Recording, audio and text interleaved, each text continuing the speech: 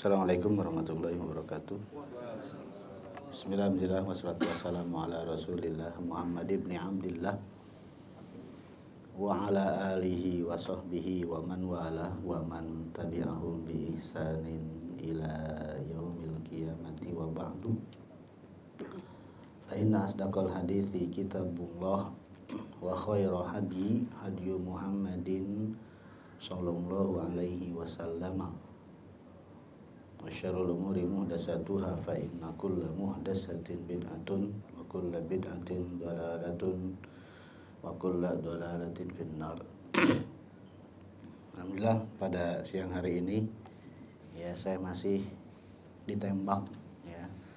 Cuman dadakan ya. Kemarin banget tembak-tembakannya ya. Jadi saya sudah enggak kaget lah ya. Dan ya kalau saya sendiri sih sebetulnya nggak pernah kehabisan tema ya.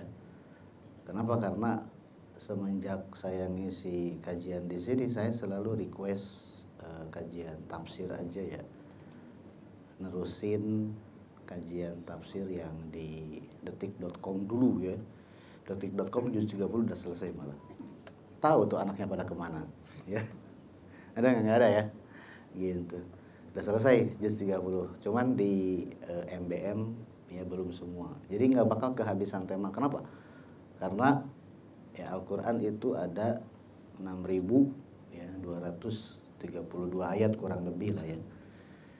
Gitu. Jadi sekitar 6.200-an. Nah, 6.666 ayat itu ya dihitung perkiraan, tidak dihitung satu-satu gitu ya. Jadi memang jumlah ayat di Al-Quran itu ya seperti yang disebutkan di Muqaddimah Tafsir Ibnu Katsir ya. Di situ malah di Muqaddimah Tafsir Ibnu Katsir malah tidak disebutkan 6.666 ayat. Padahal itu gampang dihafal ya, 66666. Cuman memang malah tidak disebutkan di situ. Ya, cuman disebutkan di tafsir Munir karangan Dr. Wahbah Zuhaili, itu pun katanya hanya perkiraan, tidak dihitung satu persatu. Kalau di tafsir Ibnu Katsir memang dihitung satu persatu. Bismillahirrahmanirrahim 1, alhamdulillahirabbil alamin 2, itu terus sampai 6.200 kurang lebih 32 ayat. Dari 6.200 ke 6.600 kan jaraknya sekitar, selisihnya kan sekitar 400 ayat ya enggak? Itu jauh banget. Makanya saya lebih berpegang jumlah ayat dalam Al-Quran itu 6.200 sekian, bukan 6.600 sekian. Dan itu semuanya ya tema yang bisa dipelajari, bisa digali dan seterusnya. Tafsir juga banyak banget ya.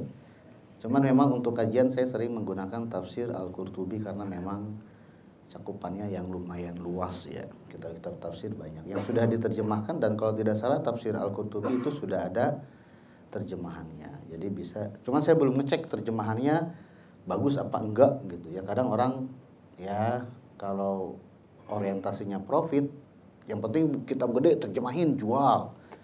Ya pernah saya cek kitab yang kecil aja, saya cek gitu kan, antara kitab terjemahannya dengan aslinya jauh, ternyata banyak kelirunya ya. Apalagi kalau kitab yang gede berarti kan kemungkinan untuk kelirunya lebih besar lagi.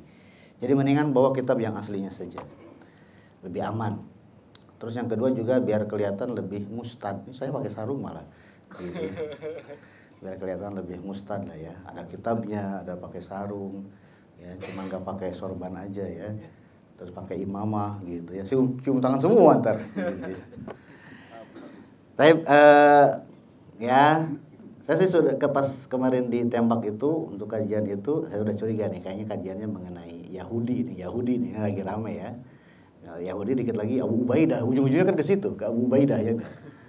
Tapi kemudian beliau menyodorkan mengenai surat Al-Qari'ah ya, karena memang di sini Al-Qari'ah belum. Dan Al-Qari'ah itu masih mengenai ya kiamat ya. Sebelum kita masuk ke surat Al-Qari'ah ini ya, di sini ada penjelasan terlebih dahulu ya di tafsir Al-Qurtubi ini. Kalau surat Al-Qari'ah itu adalah termasuk surat Makkiyah Ya, semuanya sepakat kalau surat Al-Qari'ah ini adalah surat Makkiyah. Seluruh Al-Qur'an mulai dari surat Al-Fatihah sampai surat An-Nas, ya seluruh Al-Qur'an kalau kita lihat isi kandungannya itu sebetulnya tuh dibagi dua, ya berdasarkan turunnya ya dibagi dua. Ada yang disebut dengan surat Makkiyah dan ada yang disebut dengan surat Madaniyah. Makkiyah dari kata Mekah, Madaniyah dari kata Madinah. Karena Rasulullah SAW fase kehidupan beliau ya mengalami fase di Mekah dan mengalami fase di Madinah, gitu kan? Beliau nggak mengalami fase di Masjidil Aqsa, enggak. Ya, Palestina enggak. Beliau ke Palestina cuma numpang lewat aja. Ya, beliau pernah ke Palestina enggak pernah. Ya, ke Gaza enggak. Ya, tapi ke Aqsa di situ ya, ke Masjidil Aqsa numpang lewat aja.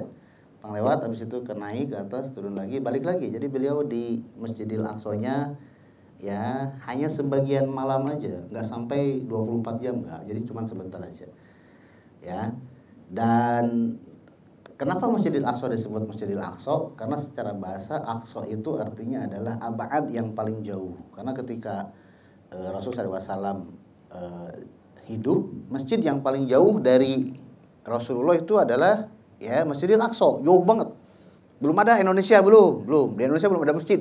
Ya, kalau di Indonesia zaman Rasul sudah ada masjid, itu Masjidil Aqsa itu Indonesia gitu ya. Cuman zaman Rasulullah masjid yang paling jauh itu adalah yang ada di Palestina itu, Yerusalem, makanya disebutnya Masjidil Aqsa ya. Itu kalau ada yang nanya, kenapa Masjidil Aqsa disebut Masjidil Aqsa? Aqsa itu artinya itu adalah jauh ya, wajah amin aqsal Madinah, ujung kota gitu ya. Ujung kota datang. Seseorang dari ujung kota datang, ada di surat Yasin. Jadi Aqsa itu artinya adalah yang paling jauh. Jadi ketika Rasul diutus jadi nabi dan rasul kan Masjid Quba, masjid yang pertama kali dibangun kan Masjid Quba. Oke, Masjid Quba. Kemudian ya Masjid Nabawi, oke. Kemudian Masjidil Haram, oke. Paling cuma 3 ya, masjid-masjid yang memang ada ya jamaahnya ya. Kemudian juga ada nanti ada Masjid Abu Bakar dan seterusnya. Nah ya itu sekitaran situ. Tapi yang paling jauh itu adalah Masjidil Aqsa. Nah secara bahasa Aqsa itu artinya adalah yang paling jauh. Kemudian jadi ada surat Makkiyah, ada surat Madaniyah, ya Makkiyah. Nah, jadi definisi surat Makkiyah itu bukan surat-surat yang diturunkan di Mekah. Surat Madaniyah dari kata Madinah, surat-surat yang diturunkan di Madinah, bukan. Ya, definisi yang lebih tepat untuk surat-surat Madaniyah itu adalah ya surat-surat atau ayat-ayat yang diturunkan. Jadi terkadang ya satu surat ini kan surat Al-Qari'ah. Seluruh surat Al-Qari'ah itu Makkiyah. Tapi ada surat yang ayat ini sampai ini Makkiyah, ayat ini sampai ini Madaniyah. Jadi tidak ya seluruh satu surat itu Makkiyah, enggak. Terkadang satu surat itu ya sebagiannya Makkiyah, sebagiannya Madaniyah. Ada yang seperti itu. Tahu dari mana? Ya ulama tafsir ngasih tahu gitu ya. Kemudian juga juz 30, mayoritas juz 30 itu memang surat-surat Makkiyah. Tapi ada juga di juz 30 itu yang surat Madaniyah. Idza jaa nasrullahi wal fath itu surat Madaniyah itu. Ya. Jadi memang emang penting gak sih tahu surat Makkiyah dengan surat Madaniyah? Itu penting banget. Karena isi kandungan ya karakteristik surat-surat Makkiyah dengan surat-surat Madaniyah itu berbeda. Kalau surat-surat Makkiyah yaitu surat-surat atau ayat-ayat yang diturunkan sebelum beliau hijrah ke Madinah. Terkadang turunnya di Thaif. Ya. Jadi Rasul itu kan ya beliau tinggal di Mekah, tapi kan beliau pernah diusir dari Mekah sampai beliau gitu ya traveling sampai ke Thaif. Dari Mekah ke Thaif jauh loh. Ya, dari Mekah ke Thaif jauh. Thaif itu daerah di Saudi yang paling hijau. Gitu ya.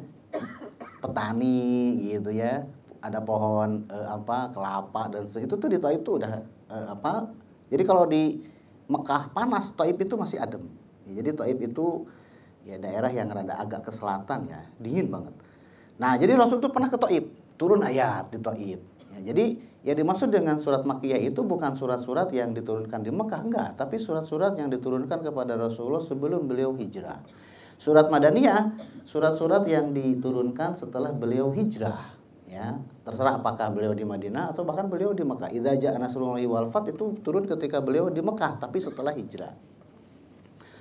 Nah, surat Al-Qari'ah ini termasuk surat Makkiyah. Jadi turun ya ketika beliau sebelum hijrah. Bahkan katanya di tafsir Ibnu Asyur di situ dikatakan surat Al-Qari'ah ini kalau dari urutan itu yang turun ke-30 gitu ya. Kalau yang pertama apa? Yang turun pertama kali surat apa? Al-Alaq 1 sampai 5 aja. Padahal surat Al-Alaq itu 1 sampai 19. Nah, tapi yang turun pertama itu 1 sampai 5 aja. Kemudian yang kedua surat bingung.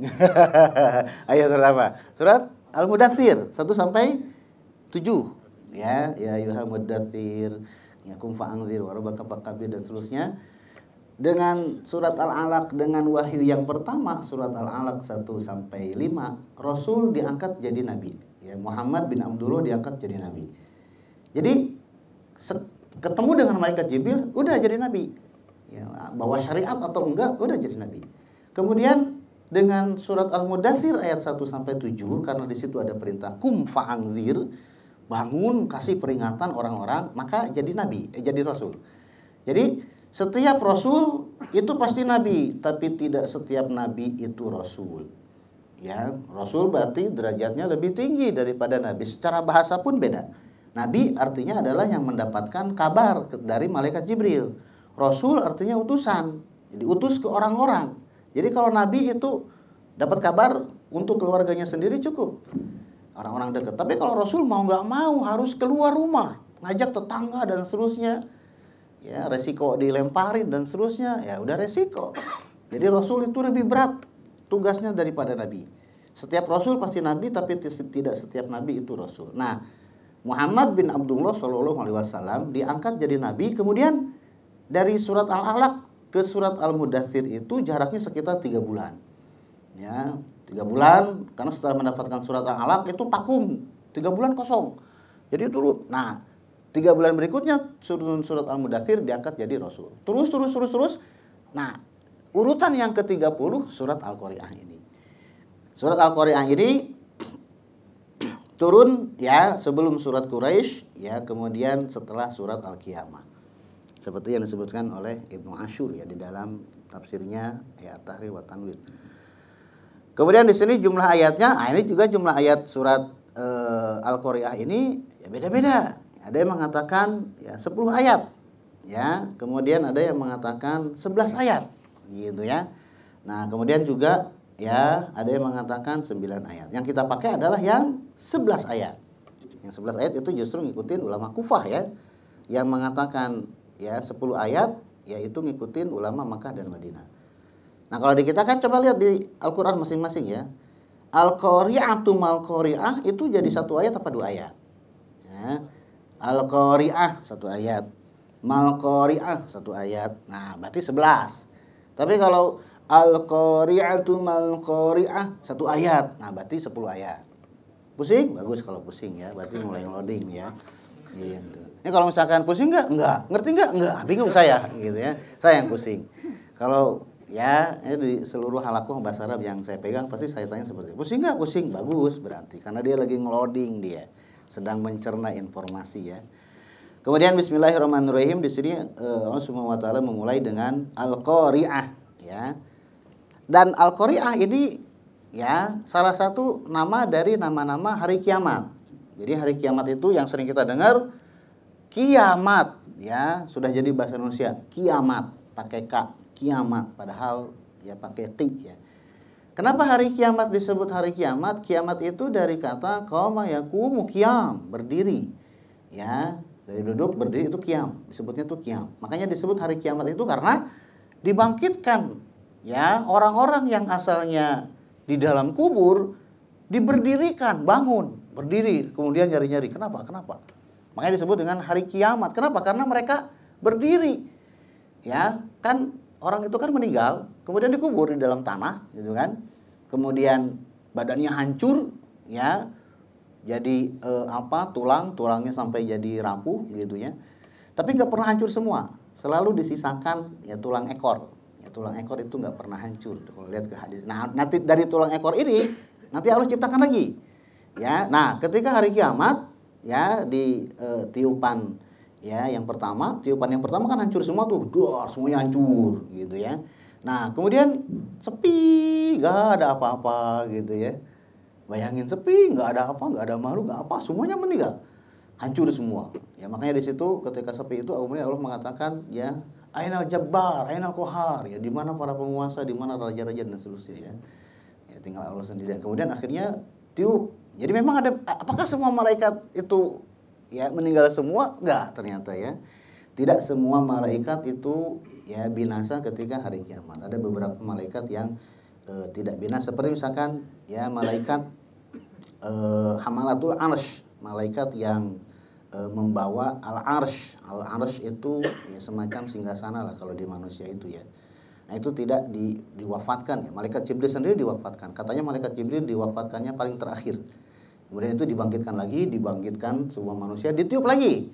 Ya, ditiup trompet yang kedua ya, sangkakala yang kedua. Ya, kenapa disebutnya ya kita nyebutnya sangkakala ya. Saya juga sendiri sangkakala itu apa gitu ya. Lebih enak disebut trompet gitu ya. Bentuknya itu memang seperti trompet gitu ya. Trompet itu kan modelnya bukan yang lurus ya, yang kalau ya Desember nih gitu ya, bakal banyak tukang trompet nih gitu ya. Tes ludah 1, tes ludah 2 gitu kan. Nah, model trompetnya itu bukan yang lurus ya, tapi yang ya melengkung gitu ya, sangkakala itu ya. Dan itu sangkakala itu ya di ujungnya kan ada ujung yang runcingnya dan ujung yang gedenya ya. Di ujungnya itu malaikat ya yang niup sangkakala. Di ujungnya seluruh alam semesta. Dan si malaikat ini kan ada ujungnya gini kan, ya. Dia nunggu-nunggu. Ya, dia udah gini nih. Tinggal nunggu instruksi, dia ngelihat udah ada instruksi belum gitu ya. Di riwayatnya itu dikatakan seperti itu. Dia nunggu-nunggu nih. Ada instruksi belum? Tinggal lampu hijau. Oh, lampu hijau. Tinggal ditiup gitu ya. Udah nempel nih, udah tinggal di di riwayatnya itu dia udah tinggal ini. Jadi bukan ya enggak, udah nempel di bibirnya. Udah nempel, dia tinggal nunggu instruksi, begitu turun instruksi langsung dia tiup. Hancur semuanya di ujung trompet ini seluruh alam semesta itu bisa hancur semuanya. Nah, tiupan yang kedua baru bangkit. Nah, di situ disebut dengan qiyam karena dari yang ada di dalam kubur dibangunkan semua. Kenapa disebut kiamat? Karena qiyam itu artinya adalah berdiri, yang asalnya tidur di dalam kuburan, berdiri satu persatu tung seperti toge yang baru tumbuh gitu kan. Pas begitu bangun bingung, di mana gitu kan. Enggak pakai baju semuanya gitu kan. Tapi nggak kepikiran pakai baju apa enggak. Kenapa? Karena urusannya lebih genting lagi. Hari kiamat. Kemudian terkadang disebut juga ya as-sa'ah gitu ya. As-sa'ah itu secara bahasa artinya adalah waktu ya. Saat itu sudah jadi bahasa Indonesia ya, saat. Karena kenapa hari kiamat disebut dengan yaumus sa'ah? Karena waktu itu habis di situ. Ya, waktu itu habis. Ini kan sekarang hari Rabu jam sekian, terus maju Rabu, Kamis terus. Pek, begitu kiamat selesai, habis, nggak ada waktu lagi, waktu stop, nggak berjalan. Waktu stop, tidak berjalan. Ya. Nah, nanti setelah hari kiamat, siksa dan seterusnya, nah azab dan seterusnya, nikmat itu nggak pakai hitungan waktu lagi. Walaupun makanya selalu dikatakannya itu kan ya khalidina fiha abada, kekal. Kenapa? Karena sudah nggak pakai waktu lagi. Udah mati waktu. Ya, mati waktu, stop semua gitu ya. Walaupun mungkin di beberapa ayat dan di beberapa hadis sering disebutkan perbandingan antara satu hari di dunia dengan satu hari di akhirat nanti itu beda. Ya, di dunia 1000 tahun, di akhirat baru 1 hari. Ya, jadi kalau misalkan ya Allah misalkan naudzubillah memvonis misalkan kamu diazab di akhirat ya setahun. Setahun gitu ya. Setahun. Emangnya di Indonesia gitu ya, setahun enak ya, ada wifi dan seterusnya gitu ya. Setahun itu berarti 1 hari di akhirat itu 1000 tahun di sini. Ya setahun ya berarti dikali 1000, lama banget. Ya, jangankan ya azabnya, hisabnya aja lama. Nah, di sini al-qari'ah, mal-qari'ah, wa ma adraka mal-qari'ah. Al-qari'ah. Kenapa disebut al-qari'ah? Secara bahasa qari'ah itu artinya dari al-qar'u. Qar'u itu ya jadi badan kalau dipukul ya sama sesuatu gitu ya. Karena kan yang dijadikan patokan itu kan badan. Ya, dipukul sama kayu misalkan, badan kita dipukul sama kayu. Buak. Nah, buak gitu ya. Jadi qari'ah itu adalah suara sesuatu ya kena ke badan dengan keras sampai muncul suaranya. Pakai kayu, pakai apa? Nah, itu tuh qari'ah itu seperti itu. Ya, jadi ya qari'ah itu secara bahasa artinya adalah hentakan. Gitu ya, hentakan, dentuman yang sangat dahsyat ya, begitu terdengar ya jangankan ya al-qari'ah ya. Kita lagi santai begini tiba-tiba ya ada guntur gitu kan. Kaget semuanya ya enggak. Nah, al-qari'ah itu lebih dahsyat dari situ. Ya, lebih dahsyat dari situ. Dan bahkan ketika al-qari'ah ini terjadi, ya dentuman kiamat itu terjadi, ya, itu semua orang tuh kaget sampai setelahnya itu, setelah dentuman itu terjadi, semuanya tuh muncul takut. Jadi, ya al-qari'ah ini adalah suara yang membentur ke badan, ya, kemudian sehingga setelah terjadi muncul rasa takut. Gitu ya, bisa kita kan kalau udah dipukul, kok takut gitu kan. Coba aja tuh. Makanya ya kalau yang demo itu kan nggak mempan pakai semprotan air gitu kan, pukulin. Ya, biar apa? Biar takut. Nah, kalau udah kena pukul gitu kan, reaksi takut tuh badan itu pasti takut, nggak mau kena pukul lagi. Nah, al-qari'ah itu seperti itu. Al-qari'ah itu suara dentuman yang menghantam tubuh. Kemudian ya dijadikan nama kiamat, berarti lebih dahsyat lagi ya, karena nanti suaranya terdengar bukan hanya di Jakarta aja, bukan hanya di dunia saja, seluruh alam semesta mendengar suara dentuman ini, seluruh alam semesta mendengar suara dentuman yang sangat dahsyat ini. Itu ya, udah nggak pakai desibel lagi. Biasanya tuh kan suara itu kan pakai sekian desibel, enggak, udah nggak pakai begitu. Kemudian al-qari'ah ya, mal qari'ah. Ya, ditafsir di ayat yang kedua al-qari'ah. Tidak disebutkan al-qari'ah itu apa. Malah Allah bertanya, mal qari'ah. Apa itu al-qari'ah? Ya, jadi memang ya di antara surat al-qari'ah ini dan al-haqqah, mal-haqqah, wa ma adraka mal-haqqah itu sama juga. Al-qari'ah dengan al-haqqah ya sama-sama nama lain dari hari kiamat, sama-sama urutannya sama, lihat. Al-haqqah, mal-haqqah, wa ma adraka mal-haqqah. Al-qari'ah, mal-qari'ah, wa ma adraka mal-qari'ah. Urutannya tuh kalimatnya itu sama persis. Ya. Kalau di kita itu mungkin ya istilahnya tuh kiamat. Apa itu kiamat? Gitu ya. Siapa yang ngasih tahu kamu apa itu kiamat? Ya. Kayaknya kalau kayak gitu kalimatnya kayaknya kurang serem deh gitu ya. Ya karena kalau di Indonesia kan kurang serem, tapi kalau di Al-Qur'an itu sebetulnya tuh mengulang al-qari'ah, mal qari'ah, wa ma adraka mal qari'ah. Mal qari'ahnya diulang 2 kali. Itu sebetulnya tuh untuk menimbulkan efek takut. Ya bagi yang mengerti ya gramatika bahasa Arab. Wa ma adraka mal qari'ah. Ya, mak di situ ya bisa diterjemahkan orang. Siapa yang memberi adroka itu artinya a'lamaka. Siapa yang memberitahu kamu apa itu al-qari'ah. Kemudian nah, tafsirannya adalah yauma yakunun nasu kal faroshil mabthus. Al-qari'ah itu adalah ketika dentuman itu terjadi, itu kapan? Pada hari yauma yakunun nasu kal faroshil mabthus. Ketika kiamat ya, al-qari'ah dentuman yang sangat dahsyat ini terjadi, pada hari itu, hari apa? Hari Jumat. Ya, ini masih hari Rabu, 2 hari lagi gitu ya. Kiamat itu di beberapa hadis disebutkan kiamat itu terjadi hari Jumat. Tanggal berapa? Nggak ada yang tahu, pokoknya hari Jumat. Ya, nggak ada yang tahu, pokoknya hari Jumat. Makanya penting nggak tahu? Nggak penting. Ya, penting nggak kiamat itu tahu? Nggak penting. Kiamat terjadi tahun 2020, sekarang udah 2023 gitu ya. Ada. Jadi memang ya sebelum kita berbicara mengenai hari kiamat itu memang pemahaman kita mengenai hari kiamat itu kudu diluruskan. Tidak ada yang tahu ya kiamat terjadinya kapan, Rasul pun nggak tahu. Siapa sih manusia yang paling utama? Rasulullah. Siapa sih malaikat yang paling utama? Malaikat Jibril. Malaikat Jibril tahu nggak kapan kiamat? Nggak tahu. Rasulullah Shallallahu Alaihi Wasallam tahu nggak kapan kiamat? Nggak tahu. Bahkan malaikat yang meniup sangkakala pun nggak tahu dia kapan kiamat. Jadi yang tahu kiamat itu cuma 1 orang, Allah saja. Ujug-ujug muncul ustaz di Bandung, kiamat terjadi tahun 2020, bla bla bla bla. Pada takut orang, beli stok banyak, nimbun dan seterusnya. resign dari pekerjaan dan seterusnya, berlindung. Ini kan bahaya banget ini. Dia ya kiamat itu kan rukun iman ya enggak? Rukun iman kan, rukun iman yang keberapa? Ya, rukun iman yang kelima. Ya, beriman kepada hari akhir. Yang keenam beriman kepada qada dan qadar. Ketika ustadz ini dengan sembarangan memastikan kiamat tahun sekian setelah Idul Fitri gitu kan, ada videonya, silakan saja. Apa boleh sebut nama enggak? Gitu. Nggak boleh ya. Ada pokoknya. Jadi ustadz-ustadz yang memastikan kiamat sekian itu seperti itu dia salah memahami. Nggak ada yang tahu. Rasul SAW cuman memberikan tanda-tandanya saja.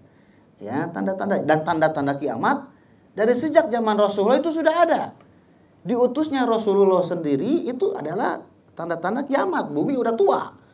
Gitu ya, walaupun antara Rasul dengan kita itu jaraknya sekitar masih 1000 tahun, tapi dimunculkannya diutusnya Rasulullah itu termasuk ciri kiamat.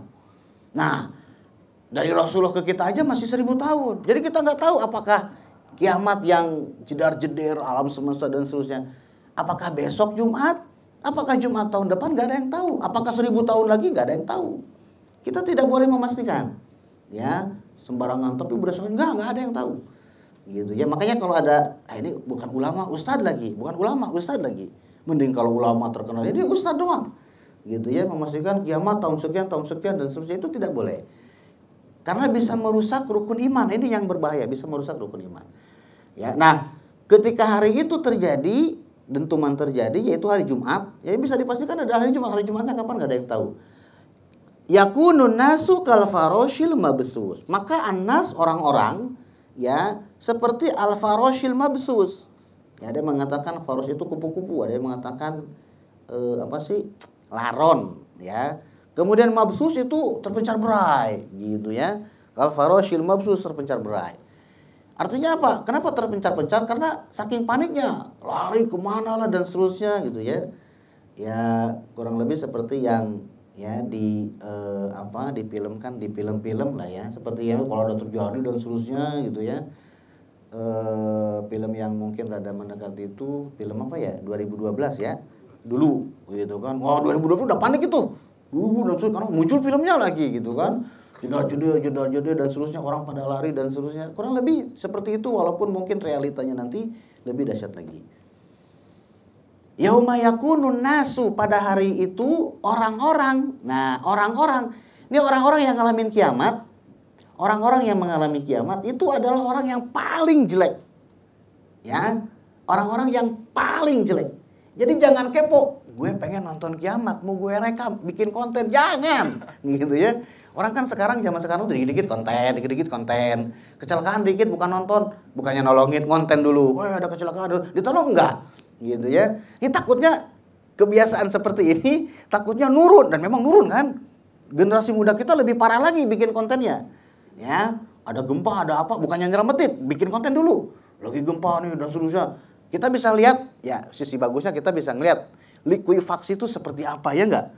Ketika di Palu ada gempa, kemudian disertai dengan likuifaksi, ya geser tanah karena di bawahnya ada cairan, ya. Jadi kan geser semua kan, orang banyak yang ketimbun dan seterusnya gitu kan. Kita bisa lihat kenapa? Ya bekerja saya yang suka konten tadi, gitu ya. Tapi kiamat nggak bisa, ya. Kenapa? Karena orang yang mengalami kiamat itu adalah orang yang paling jelek di muka bumi. Ya, jangan sampai anak cucu kita ketemu Dajjal aja itu udah apes banget.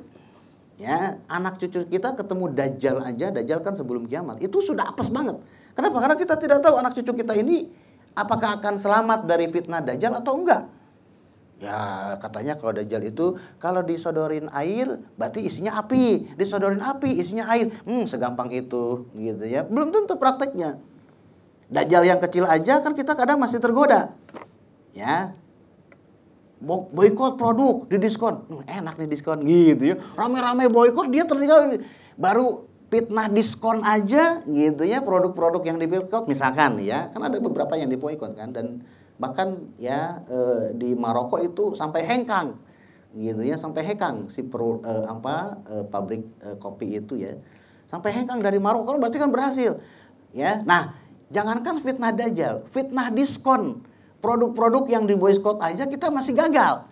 Ya nggak ada yang tahu kali gitu ya, Baja mumpung lagi diskon gitu ya. Padahal yang lain sepakat memboikot sebagai tanda solidaritas dan seterusnya, kita masih apalagi nanti ketemu Dajjal. Ya kan gampang kalau disodorin air, belum tentu. Bisa jadi pas disodorin itu pas kita lagi haus, butuh air. Dajjal nyodorin air. Ya setetes nggak apa-apa kali gitu kan. Pas begitu milih air, udah kita masuk ke kelompoknya Dajjal. Nggak bisa sekuat yang milih api kuat-kuatin, enggak. Makanya ya kita kan sebelum, kalau sholat itu kan sebelum ngucapin salam itu kita berdoa ya enggak? Wa min fitnatil mahya wal mamati wa min fitnatil al-masihid dajjal. Ya, sering baca ini enggak? Ini doa sebelum salam ya, di akhir doa di penghujung tahiyat akhir. Ini harus dibaca. Ini ajarin ke anak-anak, ini doa kudu dibaca. Ya, ada soalnya di situ ada wa min fitnatil masihid dajjal, berlindung dari fitnah ad-dajjal. Ajarin ke anak cucu terus harus diajarkan seperti itu. Kenapa? Belum tentu anak cucu kita mungkin kuat. Belum tentu anak cucu kita ketemu Dajjal, belum tentu kuat dengan ujian dari Dajjal. Setelah Dajjal selesai baru dah tuh. Ya nanti ada ya, kalau kita lihat urutan hari kiamat itu nanti ada angin.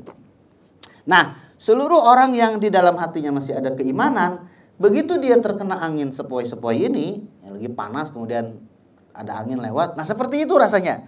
Tiba-tiba meninggal aja. Ya, terkena angin sepoi-sepoi, tiba-tiba yang di dalam hatinya masih ada keimanan meninggal. Berarti akan ada angin yang berhembus ke seluruh dunia. Kemudian setelah angin itu lewat, seluruh orang yang masih ada keimanan meninggal semua. Nah, yang tersisa itu yang akan mengalami kiamat. Itu makhluk yang paling jahat, paling jelek, maksiat dan seterusnya. Maksiatnya itu sudah bukan sembunyi-sembunyi lagi, maksiatnya itu sudah di tengah jalan. Ya apalah dan seterusnya gitu ya. Itu orang-orang yang akan mengalami kiamat. Nah, orang-orang yang jahat ini, orang-orang yang jelek yang mengalami al-qari'ah ini, ketika al-qari'ah itu terjadi, mereka berhamburan. Ya, kal faroshil mabsus.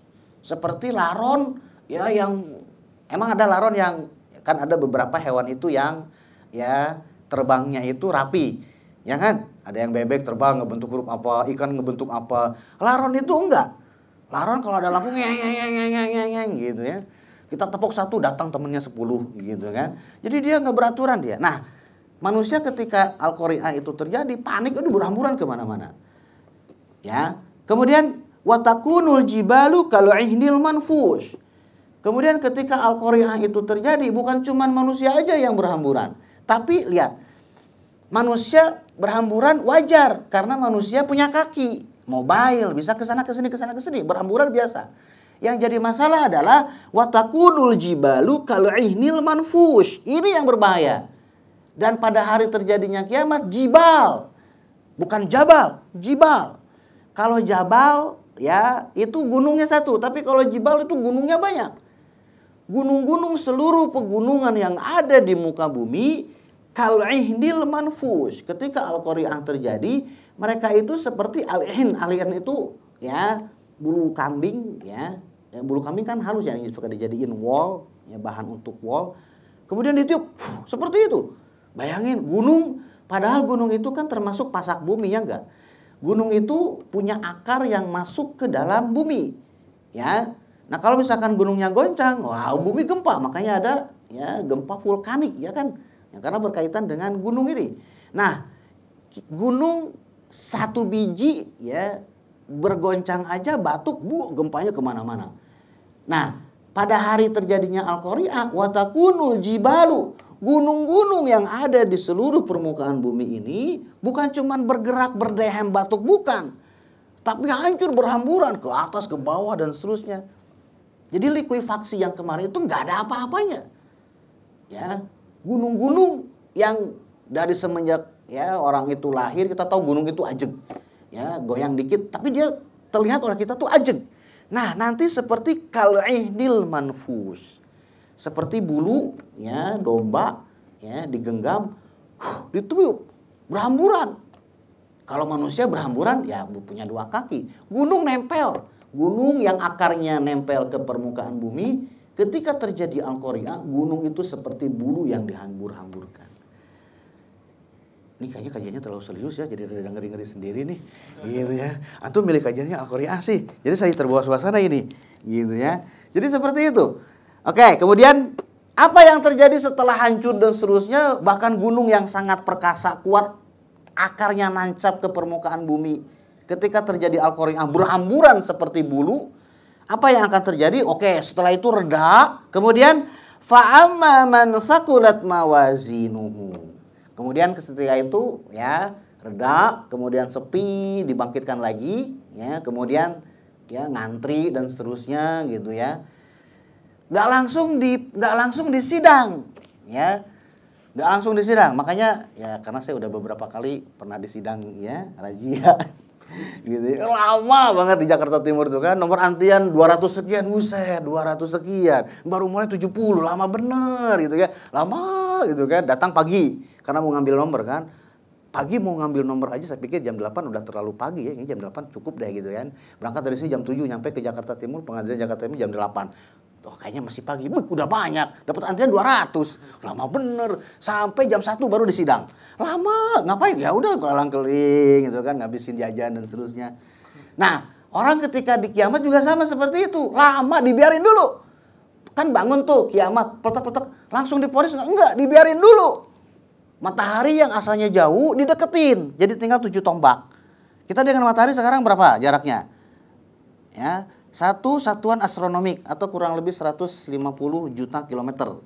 Satu satuan astronomi itu segitu. Nggak percaya hitung sendiri, gitu ya. Nah, segitu aja panasnya ampun-ampunan. Ini kan kemarin alhamdulillah ini sekarang musim hujan nih. Kemarin kan bulan-bulan kemarin tuh sudah waktunya musim hujan kok masih panas. Panasnya ampun banget.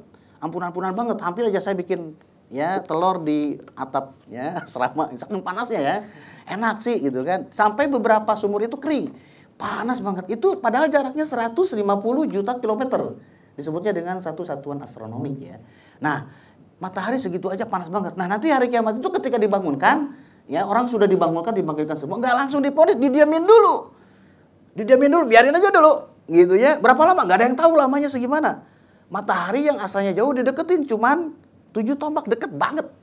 Makanya ada yang di riwayat itu ada yang tenggelam di keringatnya sendiri. Dia berkeringat karena kan panas berkeringat. Dia tenggelam, yang lain enggak, cuma dia doang yang tenggelam di keringatnya sendiri. Makanya di situ, nah ketika di masa penantian ini di hadis yang lain disebutkan sab'atun yudilluhumullahu fi dhillihi yauma la dhilla illa dhilluh. Itu kan ada 7 golongan yang dinaungi. Dinaungi dari panasnya matahari ketika masa menunggu. Nah, yang pertama adalah imamun adilun, imam yang adil. Ini nomor 1. Semua riwayat hadis mengatakan nomor 1 itu adalah imam yang adil. Pemimpin gitu ya. Baik pemimpin rumah tangga, pemimpin warga, pemimpin negara. Ini kalau nggak adil repot. Tapi kalau dia adil, dia akan jadi orang pertama yang mendapatkan naungan dari panasnya matahari ketika masa menunggu vonis di akhirat nanti. Kita kan kalau panas sedikit nyari naungan ya enggak? Ya, ada pohon nih, adem dulu di bawah pohon. Gitu ya, ada flyover, ngadem dulu di bawah flyover. Ya, nah ketika hari kiamat itu ngarep banget ada naungan seperti itu. Tapi nggak semua dapat, cuma 7 golongan ini. Ada imam yang adil, gitu ya. Kemudian ada yang istilahnya tuh yang menjaga dirinya dari zina, menjaga hartanya dan seterusnya, gitu ya. Nanti ada di pembahasannya. Nah, setelah masa menunggu baru, fa'amma man sakulat mawazinuhu, setelah itu baru dimunculkan mauzun. Mawazin, bentuk ya plural dari mauzun, berarti timbangannya banyak. Bukan satu aja, tapi timbangannya banyak. Nah, berarti makanya di dalam Sahih Bukhari, ya, di dalam Sahih Bukhari, Imam Bukhari kan hadis pertama dari Imam Bukhari itu kan innamal a'malu binniyat wa innamal likulli imri'in ma nawa dan seterusnya. Hadis terakhir dari Sahih Bukhari itu yaitu mengenai mizan ini. Ya, kalimatani khafifatani 'alal lisan, habibatani 'alar rahman, khafifatani fil mizan. Subhanallah wa bihamdihi subhanallahil azim. Ada 2 kalimat yang ya ringan di lidah, disukai oleh Allah, kemudian berat di timbangan. Berarti timbangan itu ada 2 kalimat. Apa? Subhanallah wa bihamdihi subhanallahil azim. Banyakin 2 ini, timbangannya berat. Berdasarkan hadis Sahih Bukhari. Ini hadis Sahih Bukhari loh, bukan Sahih Ghazali, bukan. Sahih Bukhari gitu ya. Hadis Sahih Bukhari itu mengatakan di hadis yang terakhir. Buka Sahih Bukhari paling ujung, paling akhir. Kalimatani khafifatani 'ala lisan, saqilatani fil mizan, habibatani 'ala rahman, subhanallah wa bihamdihi subhanallahil azim. Dua kalimat ya ketika kita ucapkan ringan di lidah, enggak beda dengan ya 2 juz. 2 juz mah berat, ya Allah 1 jam. Ini enggak, 2 kalimat yang ringan di lidah. Ya. Pasti semuanya hafal. Ya. Baru tadi halaqah ibu-ibu suruh nulis subhanallah wa bihamdihi subhanallah, gimana tulisannya? Baru pada bingung ya. Kita kan sudah hafal, enggak usah ditulis. Cukup di lisan karena kita sudah diajarkan dari sini. Dari kecil kita sudah diajarkan oleh orang tua kita, subhanallah wa bihamdihi subhanallahil azim, segitu doang. Nah, itu tuh bikin berat timbangan amal. Fa'amma man thaqulat mawazinuhu, adapun orang-orang yang berat timbangannya, kan ada timbangan amal. Ternyata berat, yang berat apanya? Kebaikannya. Maka fahuwa fi 'ishatin radiyatin. Maka orang yang timbangan amalnya berat itu adil, nggak pernah ada yang ya, Allah tuh adil banget. Makanya kalau mau punya masalah di dunia sebelum meninggal selesaiin. Kalau sudah, walaupun dia benar, ya kita punya masalah dengan manusia. Dia sebetulnya berada di posisi yang benar, tapi bermasalah. Waduh, argumen dan seterusnya, musuhan dan seterusnya gitu kan. Tetap nanti di akhirat itu bakal disidang lagi.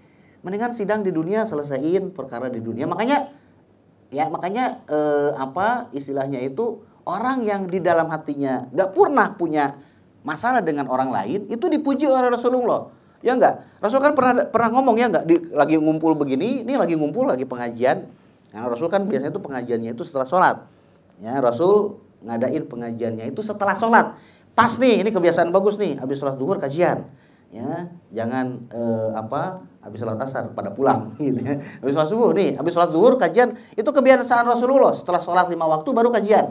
Kemudian makanya setelah sholat itu kan Rasul ngadap ke belakang, ya enggak? Seringnya kan ngadap ke belakang, ngecek ada siapa aja gitu ya. Nah, pas lagi kajian seperti ini, Rasul tuh kemudian bilang, sebentar lagi penduduk surga masuk. Kan kaget, penduduk surga, kita kan masih di dunia, belum tentu juga masuk surga. Tapi Rasul mengatakan sebentar lagi penduduk surga datang, masuk. Tunggu-tunggu kan penasaran. Kucuk, ada orang masuk satu gitu. Oh si Bapak Anu nggak kenal. Ini nggak dikenal sama para sahabat yang lain. Bahkan Ibnu Hajar pun sampai nyarinya nih orang siapa namanya, nggak ada yang tahu. Kemudian besoknya seperti itu. Sebentar lagi penduduk surga masuk. Orang yang sama. Akhirnya Ibnu Umar itu penasaran. Ini orang ya masih hidup di dunia, udah divonis oleh Rasulullah masuk surga. Penduduk surga Bilal. Kalau Bilal sama, Bilal juga udah ditetapkan sebagai penduduk surga. Nah, kalau Bilal kan orang pada kenal, tapi ini nggak kenal. Akhirnya Ibnu Umar penasaran. Gue penasaran, nih orang kenapa sih? Amalannya apa? Diikutin tuh. Oh, di situ rumahnya. Terus pura-pura bertamu, tok bertamu gitu. Kenapa? Oh, saya ada masalah sama bapak saya, berantem. Saya boleh nggak nginep di sini? Kabur gitu ya. Oh ya udah, silakan masuk gitu kan. Masuk. Kan bertamu itu 3 hari. Dia selama 3 hari, Ibnu Umar selama 3 hari bertamu itu ngeliat, ini orang biasa aja, sholat biasa, ya tahajud biasa, ya kadang tahajud kadang enggak, baca Al-Quran biasa, kayaknya nggak istimewa banget deh. Kemudian setelah lewat 3 hari kan harusnya selesai tuh, masa bertamu kan 3 hari. Kemudian saya boleh nggak nambah bertamu di sini, gitu kan? Lo kok nambah? Ya, sebetulnya sih saya kemarin itu bohong, gitu kan? Saya sebetulnya ke situ penasaran kan Rasul mengatakan setiap kali mengatakan penduduk surga, sampean datang, gitu. Jadi saya penasaran, rahasianya apa? Kok sampai kata Rasulullah dijamin masuk surga? Rahasianya apa? Kemudian kayaknya saya enggak deh. Saya enggak punya amalan yang bagus-bagus banget. Ngaji biasa aja, sholat biasa aja, ngisi kajian enggak, gitu kan? Ikut kajian juga enggak kadang-kadang. Cuman ya saya itu setiap sebelum tidur, saya itu ngecek dulu saya punya masalah enggak hari ini sama orang. Jadi sebelum tidur itu, setiap sebelum tidur itu muhasabah. Ada masalah enggak hari ini? Nyakitin siapa hari ini? Gitu. Itu doang.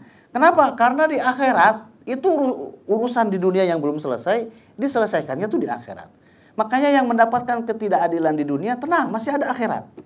Yang sekarang tidak berbuat adil di dunia, hati-hati. Di akhirat itu bakal ada urusannya. Jangankan manusia, kita nyangkanya yang disidang itu manusia. Enggak, ayam sama ayam itu nanti disidang. Kambing sama kambing berantem disidang. Cuman ya kalau kambing mau yang benar mau yang salah semuanya akan masuk, mereka jadi bahan bakar. Tapi kalau manusia enggak. Ya, jadi bukan cuman manusia aja yang disidang, hewan pun sesama hewan disidang. Mana hewan yang nanduk duluan yang mana gitu ya. Hewan yang nyolong bininya yang mana gitu ya. Oh, semuanya akan disidang. Nah, itu sidangnya tuh adil banget. Makanya di situ dikatakan Fa amma man thaqulat mawazinuhu, orang yang timbangannya berat, fa huwa fi 'ishatin radiyah. Setelah dia ditimbang, timbangannya berat, maka dia akan mendapatkan kehidupan setelahnya, kehidupan setelah timbangan. Berarti kan masuk surga ya. Fi 'ishatin radiyatin, maka dia akan berada di dalam kehidupan yang dia sendiri ridho. Ya iyalah, kalau kita masuk surga siapa yang nggak ridho? Ya, jangankan masuk surga ya, dari gerbang surganya aja itu sudah kayaknya enak deh. Kan ada orang yang paling terakhir masuk surga ya. Ketika neraka mau ditutup, cari orang yang masih ada keimanan sedikit. Ya, keimanan. Kita walaupun maksiat seabrek-abrek, sholat enggak, maksiat iya. Ya, kalau STMJ kan masih mending, sholat terus maksiat jarat gitu. Ini mah enggak, bukan STMJ lagi. Enggak sholat, maksiat. Tapi di dalam hatinya, dia masih ngaku muslim, masih ngucapin syahadat. Pernah ngucapin syahadat. Itu nanti di akhirat dicari sampai ke neraka paling bawah. Ini orang kayak gini masih ada nggak? Adil. Oh masih ada nih, klip keimanannya masih ada nih. Angkat, ambil gitu ya. Paling terakhir, habis itu neraka ditutup. Kalau orang yang keimanannya paling sedikit udah dicari. Oke, ini terakhir nih. Terakhir yang punya keimanan di dalam hatinya paling akhir nih. Habis itu nggak ada lagi, tutup neraka. Neraka ditutup, nggak bisa keluar lagi. Nah si orang terakhir ini udah dikeluarin, ya Allah alhamdulillah gitu kan. Kalau kita kayak gitu ya, alhamdulillah ya kakinya keluar juga ya Allah gitu kan. Dilempar dia ke danau, ke Al-Kautsar, lempar, wah udah gosong, udah nggak ada bentuknya, dilempar ke sana, wah kulitnya baru lagi, wah jasadnya baru lagi. Dia cuman selamat doang, belum masuk surga, dia cuman selamat doang. Itu aja udah untung banget ya nggak? Daripada di neraka kan, yang penting kan udah dikeluarin dari neraka, terus ditaruh di dekat gerbang surga, gitu ya, wah di seberang di dalam gerbang. Kayaknya rame banget nih, gitu ya, ceria banget gitu kan. Kemudian ya dia tuh, ya Allah boleh nggak masuk gitu ya Allah mohon gitu kan. Ngapain? Pengen masuk ya Allah. Ya udah masuk sana, doh masuk ke surga gitu kan. Wah seru. Abis itu dia pengen lagi, terus naik sampai akhirnya Allah sendiri tertawa dengan ngototnya orang ini. Ya. Oh, emang boleh se-royal itu? Ya, Allah itu royal banget. Nanti di akhirat itu royal banget. Makanya kita dilarang ketika kita meninggal, dilarang suudzon sama Allah.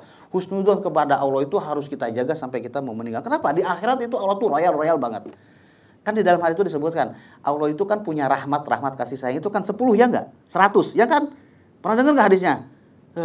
Gini ya. Masa pernah dengar sih? Ini ngaji udah berapa lama nih? Kajian udah berapa lama di sini? Udah banyak asatidz di sini. Pernah dengar enggak hadis Allah punya rahmat 100? Pernah dengar enggak? Oh ceritain, saya nunggu. Ceritain dong, gimana? Katanya pernah, katanya. Gitu ya. Allah punya kasih sayang rahmat itu 100. 1 diturunkan ke dunia. 99 Allah simpen buat nanti di akhirat. Kasih sayang ibu ke anak, hewan ke anaknya, itu tuh satu bagian dari kasih sayang yang Allah keluarkan. 99-nya Allah simpen buat nanti di akhirat. Makanya kadang suka kok nggak masuk akal sih, ibadahnya sedikit kok masuk surga. Ya itulah termasuk kasih sayang 99 yang Allah simpan. Makanya husnudzon kepada Allah itu harus dijaga. Nah ini orang ini ngotot, udah di gerbang surga ngotot, pengen naik. Akhirnya Allah sendiri ketahuan orang ngotot. Udah lalu terserah mau kemana gitu kan. Nah jadi orang yang timbangan amalnya berat, dia setelah masa ya persidangan selesai, dia akan mengalami kehidupan yang ridho. Tetapi wa amma man khaffat mawazinuhu fa ummuhu hawiyah wa ma adraka ma hiya narun hamiyah. Adapun orang yang ringan timbangan amal kebaikannya, ya, ringan, semuanya nanti akan dihitung. Berapa dosa kita? Kita kan kalau punya ya pasti semuanya punya rekeningnya enggak? Kan ada debit kredit gitu kan. Ya, kadang sebetulnya sih ada 3, debit kredit sama kepepet gitu ya. Debit kredit kepepet gitu ya. Nah, itu tuh kan kadang suka naik turun ya enggak? Ada saldo dan seterusnya. Nah nanti di akhirat juga kurang lebih seperti itu. Akan dihitung berapa kebaikan kita, berapa kemaksiatan kita. Nah ternyata ketika yang lebih berat itu adalah kemaksiatan, kemudian kebaikan itu ringan, masuk ke ayat ini. Wa amma man khaffat mawazinuhu. Adapun orang yang timbangan keabaikannya itu ringan, berarti timbangan kemaksiatannya itu berat, maka fa ummuhu hawiyah. Maka ummu di situ tidak diterjemahkan ibu. Ummu tidak diterjemahkan ibu. Ummu di situ diterjemahkan dengan negeri tempat dia akan kembali, tempat kembalinya dia. Ya. Jadi ummu di situ kok ada ibu sih, maka ibunya adalah Hawiyah. Ujuk-ujuk punya anak dikasih nama Hawiyah gitu ya. Jangan ya. Ini ada ummu Hawiyah gitu ya. Jangan. Ummu di situ bukan diterjemahkan ibu. Ummu di situ diterjemahkan tempat kembali. Ya, ada hubungan ummu itu kan ibu. Memang realitanya seperti itu ketika kita masih punya ibu, ya teman-teman di sini, ya jamaah di sini, kalau masih punya ibu, lebaran mudik kemana? Ke paman, nggak ada, ya. Orang kalau lebaran mudiknya ke ibu, ya kan? Masih punya ibu, masih punya bapak, ya pasti mudiknya itu ke ibu atau ke bapak, ke orang tua lah. Nah, makanya di sini di ayat ini fa ummuhu hawiyah. Maka tempat kembalinya dia itu adalah neraka hawiyah. Apa itu neraka hawiyah? Wa ma adraka ma hiya. Siapa yang ngasih tahu kamu apa itu neraka hawiyah? Kemudian tafsirannya narun hamiyah. Neraka hawiyah itu adalah api yang amat sangat panas. Ya, memang kalau kita lihat ya ayat-ayat Al-Qur'an itu neraka itu selalu diidentikan dengan api yang panas. Intinya api yang panas. Padahal di antara siksaan itu ada neraka yang dingin.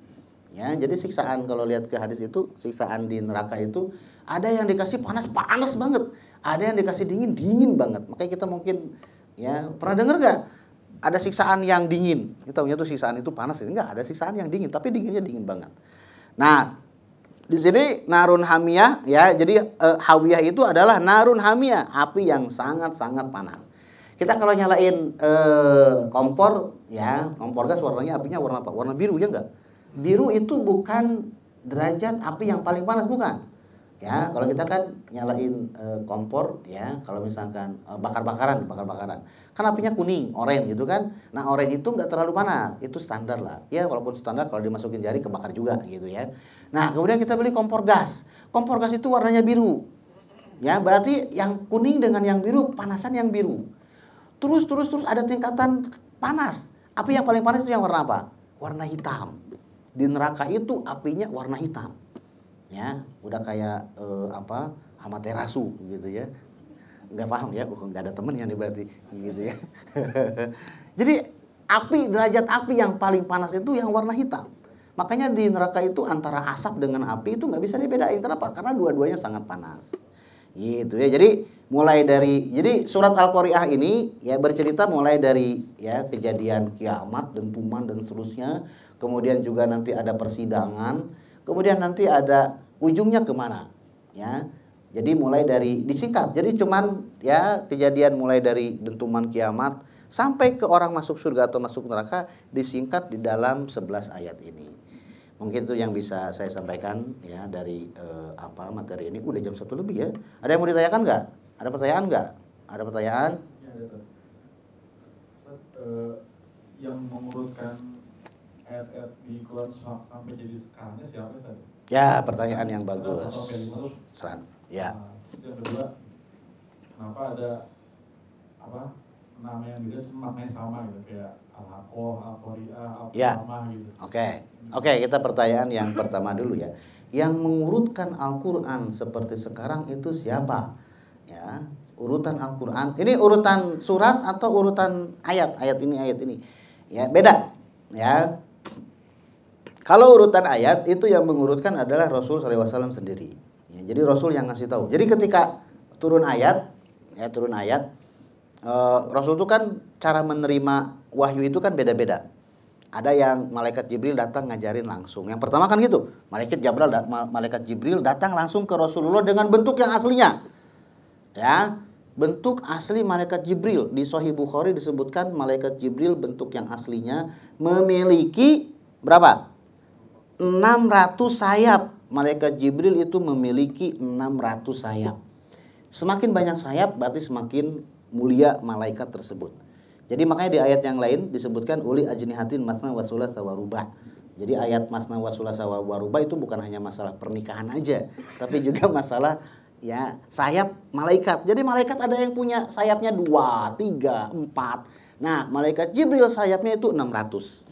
Berarti malaikat Jibril ini ya malaikat yang amat sangat mulia. Sayapnya 600.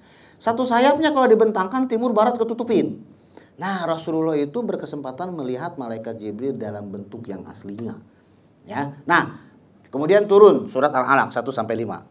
Nah, terkadang wahyu yang datang kepada Rasulullah itu tidak lewat malaikat Jibril, tapi berupa bunyi lonceng. Rasul mendengarnya seperti bunyi lonceng, dan itu yang paling berat. Paling berat. Jadi kayak nahan, ya tiba-tiba bayangin aja kalau misalkan ya. Jadi antara repotnya, beratnya seorang nabi dan rasul ini. Jadi Rasul SAW sebelum diangkat jadi nabi dan rasul, beliau itu orang biasa, bapak-bapak biasa saja, cuman mungkin hatinya aja bersih. Nah, kemudian tiba-tiba ketemu malaikat Jibril, dibuka akses informasi ke alam gaib. Ya, di situ istimewanya nabi dan rasul seperti itu. Makanya dipilih di antara hikmah nabi dan rasul nggak bisa baca tulis itu seperti itu. Bahkan mayoritas para ulama mengatakan sampai Rasul wafat, Rasul itu nggak bisa baca tulis. Nggak tahu A, B, C. Ngokocok kan jago, tulis abatasa. Rasul itu nggak bisa. Kenapa? Ini bagus, biar lebih ori. Bayangin kalau Rasul bisa baca tulis. Oh, ini mah bikin karangan sendiri, storytelling gitu kan. Tapi kan Rasul tuh nggak bisa baca tulis. Walaupun tidak bisa baca tulis, tapi ayat yang beliau ucapkan bisa menggetarkan hati orang-orang kafir sebagian masuk Islam. Yang asalnya ngomongnya biasa, apa kabar dan sebagainya. Tiba-tiba yang keluar dari mulut Rasulullah tuh Al-Qari'ah, Mal-Qari'ah, wa ma adraka mal-Qari'ah. Rimanya enak. Wat-tur, wa kitabim mastur, fi raqqim mansyur, wal baitil ma'mur. Ur. Bukan cuma sekedar ya rimanya yang enak, tapi juga isinya menggetarkan jiwa yang dengar. Karena mereka tahu begitu dengar Al-Haqqah, oh Haqqah itu artinya apa? Al-Qari'ah, oh artinya itu kalian apa? Jadi bikin orang tuh jadi takut. Makanya banyak yang masuk Islam. Padahal jangankan baca Al-Quran ya. Ada sahabat yang baru dengar mukadimah aja, ulangi lagi masuk Islam. Kan kalau khutbatul hajah ya, ustaz-ustaz itu kan Assalamualaikum innal hamdalillah nahmaduhu wa nasta'inu gitu kan, khutbatul hajah kan. Baru dengar ini aja, ulangi lagi, diulangi lagi. Innal hamdalillah nahmaduhu wa nasta'inuhu wa nastaghfiruh wa na'udzubillahi min syururi anfusina gitu kan, sering dengar kan. Ulangi lagi sampai dia minta 3 kali. Setelah dia mendengar mukadimah, belum ke ayat, baru mukadimah aja langsung masuk Islam. Jadi Rasul yang asalnya orang biasa, begitu ketemu dengan malaikat Jibril terbuka akses ke alam gaib. Informasi alam gaib itu bahkan kalau pas lagi akses ini lagi lancar-lancarnya, Rasul tuh sampai nanya, kalian mau nanya apa aja? Kalian mau nanya apa aja terserah. Karena akses informasi ke alam gaib sedang lancar-lancarnya. Wah, dibukakan. Sampai ada yang nanya, iseng, ya mungkin dia penasaran itu kan. Wahai Rasulullah, di mana bapak saya? Gitu kan, dia pengen tahu bapaknya ada di mana yang sudah meninggal. Kemudian karena informasi ke Rasulullah itu cepat, beliau mengatakan, bapak kamu di neraka. Kaget dia, loh bapak saya di neraka. Akhirnya dia pulang dalam keadaan sedih. Ini hadis riwayat Imam Muslim, silakan dicek. Kemudian akhirnya dipanggil sama Rasul. Sini dulu. Kemudian Rasul mengatakan hadisnya yang terkenal. Inna abi wa abaka finnar. Sesungguhnya bapakku dan bapak kamu itu ada di neraka. Akhirnya dia, berarti ada teman sama Rasulullah gitu ya. Ini Rasul cepat ngejawabnya, kenapa? Karena wahyu sedang dibuka. Nah, tahu dari mana yang keluar dari semua yang keluar dari mulut Rasulullah itu kan berdasarkan wahyu. Wa ma yantiqu 'anil hawa in huwa illa wahyun yuha. Rasul itu tidak berbicara dari hawa nafsunya. Setelah beliau diangkat jadi nabi dan rasul, semua yang keluar dari mulut Rasulullah itu bisa dipastikan wahyu. Gak ada dari hawa nafsu sendiri. Nah, permasalahannya mana yang jadi Al-Quran, mana yang jadi hadis Nabi, dan mana yang jadi hadis Qudsi. Al-Quran itu ada pencatatnya. Jadi kalau misalkan turun wahyu nih, panggil si Anu. Nah, yang sering dipanggil untuk nulis wahyu itu Utsman bin Affan, Muawiyah bin Abi Sofyan. Muawiyah makanya kan di antara akidah Ahlussunnah wal Jamaah itu adalah tidak boleh memusuhi, mencela Muawiyah. Walaupun Muawiyah berseteru dengan Ali bin Abi Thalib, ya kan? Tapi kita tidak boleh berseteru, tidak boleh menjelek-jelekan Muawiyah. Bahkan Abdullah bin Mubarak itu mengatakan, kan ketika dibandingkan ada yang bertanya kepada Abdullah bin Mubarak, Muawiyah dengan Umar bin Abdul Aziz itu lebih mulia mana? Umar bin Abdul Aziz adil banget dibandingkan dengan Muawiyah yang mungkin salah ketika bermasalah dengan Ali bin Abi Thalib. Kemudian apa jawaban Abdullah bin Mubarak? Debu yang masuk ke hidung Muawiyah lebih mulia daripada Umar bin Abdul Aziz. Segitunya, ya. Kenapa? Karena Muawiyah itu penulis wahyu. Muawiyah bin Abi Sofyan, kemudian Zaid bin Sabit, ada beberapa orang sahabat yang ketika turun wahyu Rasul panggil si Anu, tulis. Barusan turun wahyu, tulis ayat ini setelah ayat ini. Jadi urutan ayat itu Rasul yang ngasih tahu. Ayat ini tulis setelah ini tulis setelah ini. Kemudian nanti datang lagi, yang ada siapa nih? Ya, Ali bin Abi Thalib. Tulis ayat ini setelah ayat ini. Tulisnya di mana? Mereka nulisnya itu di apa aja yang ada. nggak ada HP. Kalau kita kan tinggal HP. Zaman dulu nggak ada. Yang adanya pelepah kurma, ambil pelepah kurma, tulis. Ya, ditulisnya pakai titik. Fathah kasroh doma nggak? Kagak, titik aja kagak ada. Ya, kalau umroh masuk ke museum Al-Quran nggak? Enggak, masuknya ke pasar. Gimana sih? Gitu ya. Memang ke pasar wajib, tapi ke museum juga wajib, gitu ya. Nah, di depan Masjid Nabawi itu ada museum Al-Quran. Di situ diperlihatkan Al-Quran zaman Rasulullah itu seperti apa. Al-Quran zaman Rasulullah itu nggak ada titiknya. Ba, ta, sa, ya, nun sama semua. Ya, ba dengan ta sama. Nah kalau kita mah kan udah ada titiknya pun masih ketuker, gitu ya. Gitu ya. Jim sama kho masih ketuker. Gitu ya. Gimana orang kayak gini kalau hidup zaman Rasul gimana? Bingung dia, nggak bisa baca dia kayaknya ya. Nah Rasul tuh zaman Rasul tuh nggak ada titik dan koma nggak. Jadi panggil siapa? Tulis aja ditulis tuh di pelepah kurma dan seterusnya. Begitu terus. Nggak ada yang berniat untuk mengumpulkan jadi satu buku. Nah ketika zamannya Abu Bakar baru Umar ngelihat zaman Abu Bakar itu kan ada perang. Ya. Ada perang, terjadi perang. Kemudian banyak penghafal Al-Quran yang meninggal. Umar bin Khattab khawatir, nih penghafal Al-Quran nih. Hafid Al-Quran banyak yang meninggal. Gimana ini? Guru-guru Al-Quran pada meninggal ikut perang. Karena lihat, guru Al-Quran itu mujahid. Makanya lihat, Hamas itu kan ya enggak? Yang ditaruh di medan yang paling depan siapa? Yang udah selesai hafalan Al-Qurannya. Hafalan lu berapa? 15 juz agak tengah. Hafalan lu berapa? Qul falaq binas udah paling belakang. Gitu kan? Qul falaq binas udah paling belakang. Bagian sendal gitu kan.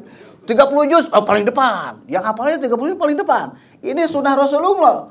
Ya, Rasulullah seperti itu. Mujahid itu para penghafal Al-Quran itu mujahid juga. Permasalahannya, ini para mujahid yang penghafal Al-Quran ini kalau udah meninggal siapa gantinya? Umar takut akhirnya mengajukan ide kepada Abu Bakar karena Abu Bakar ketika itu khalifahnya. Oh ya khalifah, bagaimana kalau Al-Quran yang itu kita bukuin aja? Masih terpencar-pencar, makanya suka beda-beda tuh. Riwayatnya begini.